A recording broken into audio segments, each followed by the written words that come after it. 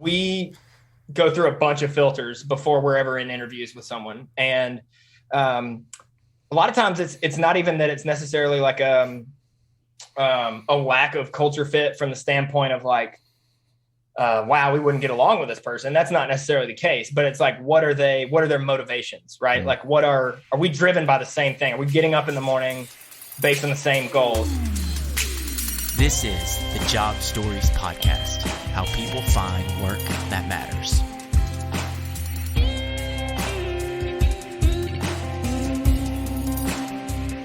If you don't mind, just to get us right off the bat, get us started, tell us what your job is now. What do you do now and for who? Yes, for sure. So I'm Trevor Hinesley. My job is CTO. So I'm one of the co-founders of Soundstripe, based in Nashville, Tennessee. We were, me and both of my co-founders, Micah Sannon and Travis Terrell, we were all former professional touring and session musicians. We cut our teeth in that world, but we also became intimately familiar with the pain points associated with it and how difficult it is to make a living in music. Sure, being in Nashville, you're familiar with that, either personally or vicariously, but it is definitely a tough industry. And, while I toured the entire time, actually, I was working remotely as a software engineer. So that was paying my bills, and that was it's a huge passion of mine. My degree, I actually studied audio engineering and computer science. So I was very involved in the, technical side in the audio world as well. Which has actually helped nicely with what I'm doing today. But the long story short is over the course of my touring career, I was working full-time on a retainer with an app agency towards the end of my touring stint. This is one of my final jobs for Soundstripe. And while I was doing that, I had made some freelance clients on the side, and I was introduced to who are my now business partners, Mike and Travis, through one of my freelance clients. That ultimately led to, again, I found kindred spirits in them. They had this idea for trying to create, a new way, kind of like a new version of what we think of as a music company. So we'd all kind of done the rigmarole, been signed to labels or played with label acts and been very familiar with how that world works. But we were trying to really create like a middle class or supplemental income for artists that, they're the classic, 0.1% of the Katy Perry's and Justin Bieber's of the world. Like that model works and has been done. It's very difficult, obviously, but it was really the only one that existed. We obviously have a new crop of independent artists that are coming up, but we wanted to create sort of like a 9-to-5 or even like contract positions for musicians. And at the same time, we thought we could do that through solving pain points for creators. At this point, this was 2015, when they were kind of pitching the idea to me. Everyone with an iPhone had become a creator, and that's even exacerbated much further now, especially with platforms like TikTok and such. But that was what we were doing. We were trying to create a real high quality music library, serve it on a subscription, very similar to a Netflix model. And so I came on as a technical co-founder.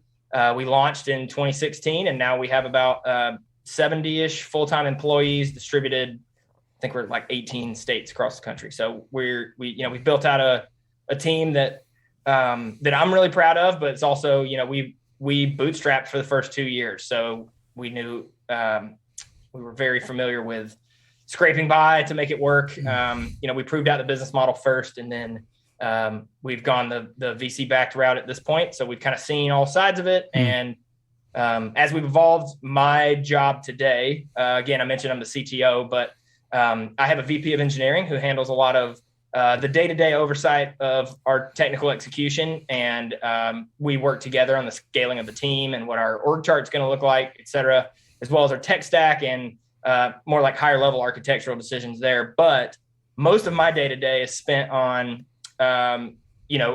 biz dev on the tech side. So meeting with companies, finding new technologies that we may be able to benefit from.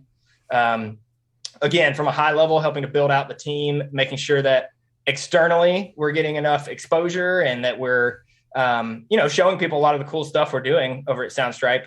And then in addition, I also act as sort of like an R&D function within the company. So sometimes that means bringing in team members. Sometimes that means me just spiking out projects on the side.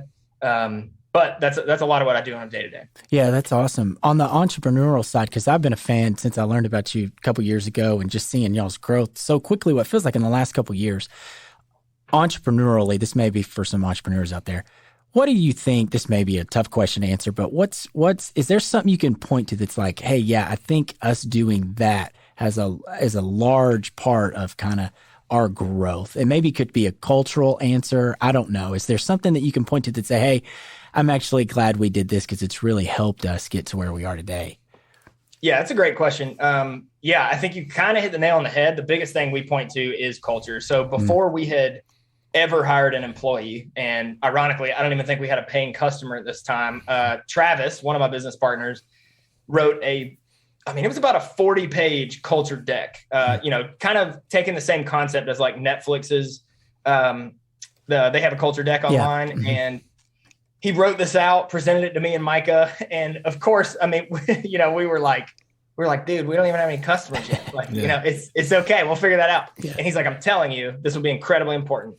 And never have I eaten words more, because it 100% has been the cornerstone foundation of our business. So we all cared about the same core values, whether we had written it down or not. We knew where we were headed and what our North Stars were, but that became the thing we could point to for new team members and say, like, this is the ship we're on and where we're going and what we care about. If you care about these same things, you should join us, and that became, especially as the team has grown, like we are not a company with hundreds or even thousands of employees, obviously, but we've gotten a lot bigger, and it's also a lot different being fully remote now. And that has been the glue that has held us together, is that focus on culture. So we have 10 core values. And I know when I say that, look, like Enron, I think, had core values on their wall, like that. Everyone has that. But we literally quote these while we're making hiring decisions, business decisions, product roadmap decisions. Like, this comes up all the time. Team members, from individual contributors to leadership, reference these as like one is develop and practice honest communication. So if we're dropping the ball there and collaboration is sucking at the time, someone will say something and say, like, look, we need to step it up here. This is one of our values. Or if we're debating on, like, is this good enough to launch or whatever, done is better than perfect. That's another core value of ours. Like, these genuinely come up all the time, and they actually help, even from like a founder standpoint. Part of our job is capital allocation. Like, where are we spending our money in our business to grow it? And in a way that's, rising tides affects all ships, that's helping all the initiatives that we're aiming towards working on. And when that happens, we, even in financial decisions, will reference those. So whether it's actual team culture building, whether it's business decisions, trajectory stuff, that has been, the biggest linchpin since we've started. Yeah, you even said the word. We talk about this a lot with guests too, but it seems like the North Star phrase that you said is the most important, right? If your kind of North Star's there and your why is there, then kind of everything else can fall into place, but you do have to have that. Have you kind of seen that even through, not only with Soundstripe as a company, but through your career starting in music and then creating Soundstripe? Have you had kind of a North Star that you've hung to and like, hey, this is how I make my decisions even as you're professionally?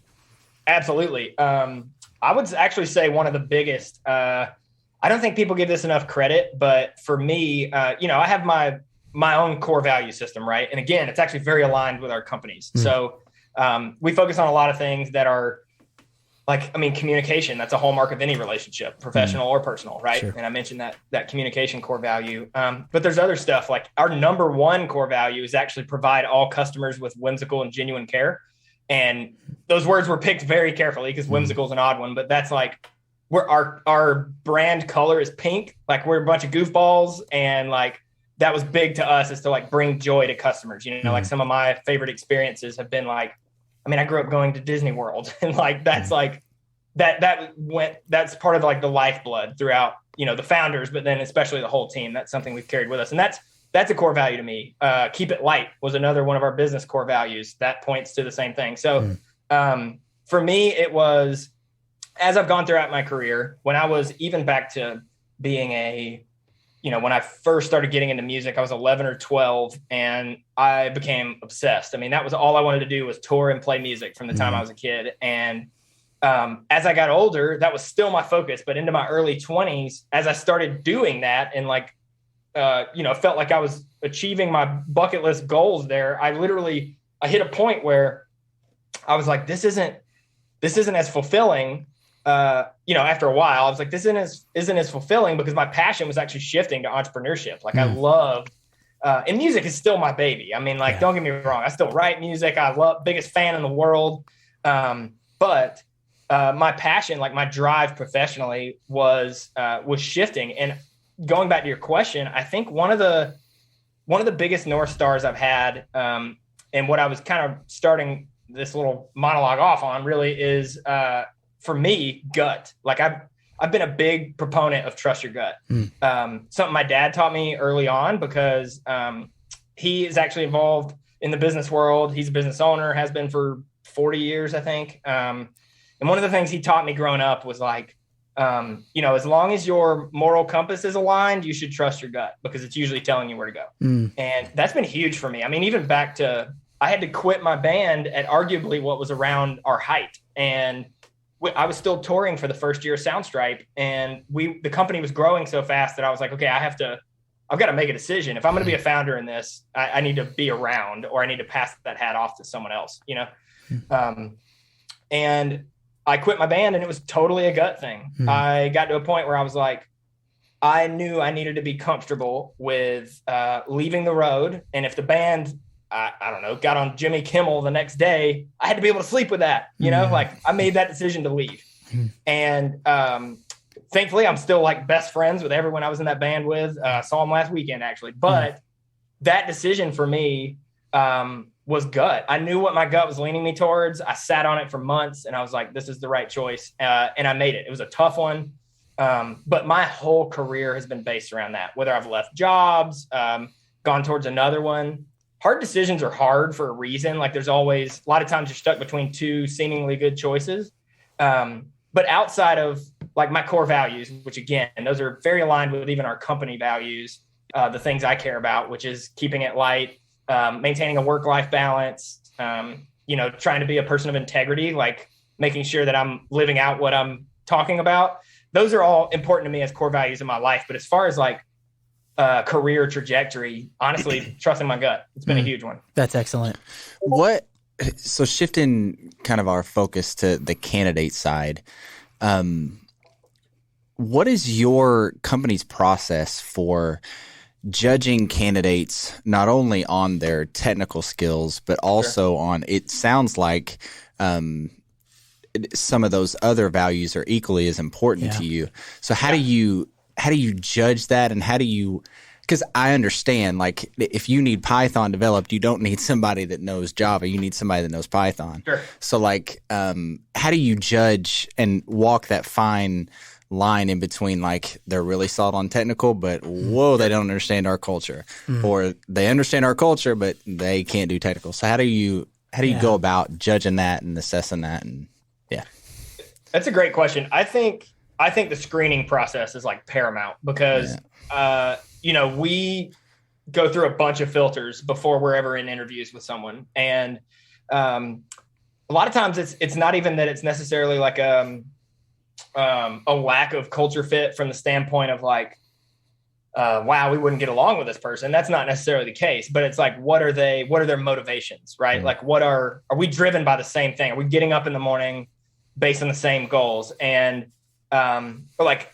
that plays into how well they're going to collaborate, right? Like if going back to that North Star thing, if we know that our goal, our mission as a business is to keep creators creating. So if we know that that's our mission, that's our goal, that's where we're headed.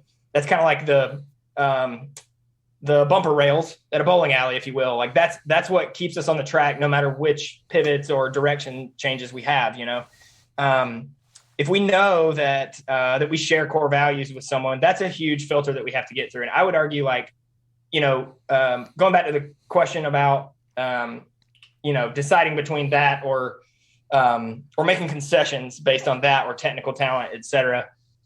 We just don't, it takes a lot longer to find the right people. Matter of fact, we went on a job search for a position Last year, it took us 7 months to find the right person. And we were just committed to like, we are not making the wrong decision here, because our philosophy has always been hire slow, because, you know, and if you bring on someone that you feel confident in, you don't have to, like, your team is not having to be your QA for that person. Like, you're not having to bring on someone and then have your team be like, this ain't working. Like, it's causing us issues. Like, to me, that's the leadership responsibility, is to make sure that like you're bringing on people who, you know, they're a perfect fit, circling around hole before they ever get to the team stage. So what we do on a practical level is, you know, job description is important. You got to put in what your requirements are there. And then you filter from there, make sure that people that are applying meet those requirements. But then at the next stage, before we even get into like real technical nitty gritty, especially for engineering roles, we do culture screenings. So like, you know, we'll get on a call where we'll have people from all over the company, stakeholders that they would work with regularly, right? 5 or 6 people. And we ask questions. Some of them are bizarre. Like, one of them is my favorite. We got it from Zappos, and we asked, what's your favorite cuss word? Use it in a sentence. And like, that is not going to fly with some people, and that's totally okay. Sure. But you would not get along well in our organization if that, you know, let's say that bothers you to be around or something. Like, that is okay. We wouldn't want you to be in an environment you're not comfortable around either, right? But if you're going to be here, that's the kind of stuff we need to align around. And it's not like, that's not even saying like you got to cuss to get along with us at all. It's saying like, what are the things that are really important to you? Because if that is an environment you're uncomfortable in, it wouldn't be suited for you or us for you to be here. So that's like an example. Another would be, you know, like asking, what kind of personalities do you work with, right? You can tell a lot about someone when they answer that question, because based on their answers, you can typically derive like, are they accepting of critical feedback? Because that is huge for us, that honest communication. I mean, back and forth, like there's even times where I'll send surveys to direct reports where I'm like, and I'll make it anonymous, like, tell me where I can do better as a manager. You know, like, what am I dropping the ball on? Where do you feel supported? Where do you not? That kind of stuff. So someone has to be really comfortable with that kind of stuff too. You know, and some people are hard around the edges. That's not necessarily a problem, but you have to be able to rein that in with stuff like critical feedback. You have to be able to take that well. So again, we do culture screenings before we ever get to the technical stuff. And then it's like, okay, we know that like you could fit in here, you know, and then it's, are you like apt enough or have enough of the technical skills we're looking for to be a fit for this position? And if you're not, we may even keep you on a list to look at later for something else, you know, because you're a good culture fit. But that's kind of how we do it. And again, it's a slow and sometimes grueling process, especially in a competitive market, but that's how we do it. Yeah. It sounds like culture is really important to you. Yeah. Huge. Yeah. I don't even want to say me. I think I confidently speak for me and both of my co-founders that like it's something we've been really cognizant of from the beginning, because I have seen firsthand what happens when a non-culture fit poisons the well. And it's a dangerous environment. Like, it literally can be, or even figuratively, where you have someone who is not aligned on what that mission is or that North Star.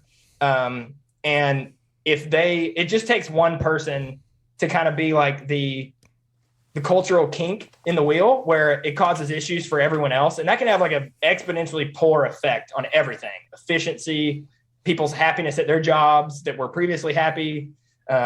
So yeah, we over-index the culture for sure. Yeah, and it's got to be even more so under Microscope for startups, right? Like hires just being either detrimental or highly advantageous for your growth. At a startup, it's got to be even more so. When you say, oh yeah, I mean, because especially in like a high growth setting, every hire matters, and that can be positively or negatively, right? So when you're a smaller company, if you just think about it statistically, if you got 10 people and you bring on one and they're a bad apple, that means 10% of your company is not aligned with what you're doing. That's a problem, right? That's a lot, yeah. So that's where it's like even more paramount. The bigger you get, like you can have like slip ups here and there, because you're going to have people hiring other people, and like it's almost impossible to get that perfect every time at scale, right?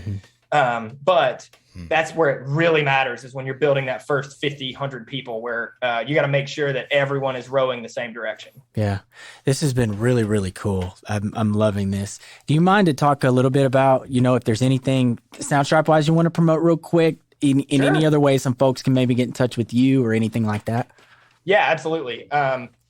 We have, I would say too, that Soundstripe, again, even though we're remote and we have employees all over the place, we are in Nashville. We're in East Nashville. Our headquarters is there. I am always down. My email is trevor@soundstripe.com. Always down to get coffee and meet new people. And I think the thing I would say more so than anything about Soundstripe is, if you're looking for, we've hired everything from junior to senior level engineers. And going back to that culture piece and that North Star, the thing we look for the most in engineering is, are you willing to, are you aligned with our culture first, but then are you willing to get your hands dirty, learn with us, tackle exciting problems? We have, even though we're a music library, what we are as a company is we're a record label and a publishing company that owns our distribution, which is soundstripe.com. Mm-hmm. And through that, it affords us a lot of opportunities. We get really interesting and creative avenues to explore selling or distributing our music, and we get to kind of flex our tech chops there, right? We've built a proprietary machine learning algorithm that is a song recommendation engine, similar to what you'd see on Spotify, their daily mix, stuff like that. We have that running under the hood. We're solving all types of really cool problems, and a lot of the people on our staff actually are former or still musicians. So there's a lot of creative blood here at Soundstripe. And if that interests you, I would highly encourage you to check out our career page at soundstripe.com, or again, reach out and connect at trevor@soundstripe.com. It just confirmation for what you're doing. And I was just reminded, literally right before you came on the air with us, we were talking about two different friends of ours that we have that have been professional musicians or whatever, and a million of them, but that have gone kind of the maybe toured with pop artists or whatever and had a pretty good income for a short amount of time, sometimes really good income, right?